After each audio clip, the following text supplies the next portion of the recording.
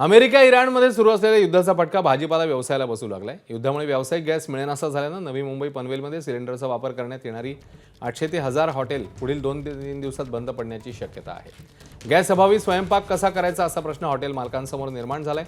त्यामुळे हॉटेल मालकांनी भाजीपाला खरेदी कमी केलेली आहे। भाजीपाला खरेदी कमी झाल्यानं एपीएमसी मार्केटमध्ये आलेल्या भाजीपाल्याचा उठाव घटलाय।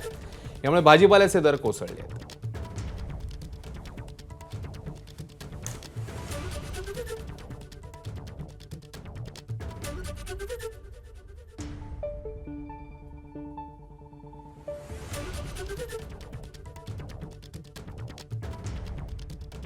ही आवक वाढल्यामुळे आणि जो निर्यात होणारा शेतमाल होता तो थांबल्यामुळे शेतकऱ्यांना मोठा फटका बसत आहे आणि या युद्धाचा फटका आता ग्रामीण भागातल्या शेतकऱ्यांना मोठ्या प्रमाणात बसत आहे। या ठिकाणी येणारा माल त्याला आवक आहे त्याप्रमाणे ग्राहक नसल्यामुळे त्याचा परिणाम शेतमालावर होत आहे आणि शेतकऱ्यावर होत आहे। सिलेंडर हे हॉटेल व्यावसायिकांना मिळत नाही, त्यामुळं हॉटेल व्यावसायिक हळूहळू त्यांचे हॉटेल बंद ठेवण्याच्या निर्णयापर्यंत आलेले आहे।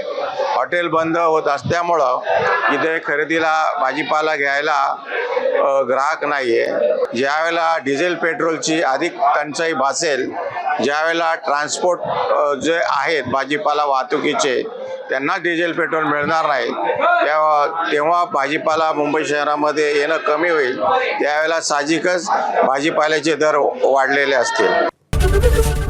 एबीपी माझा, उघडा डोळे बघा नीट।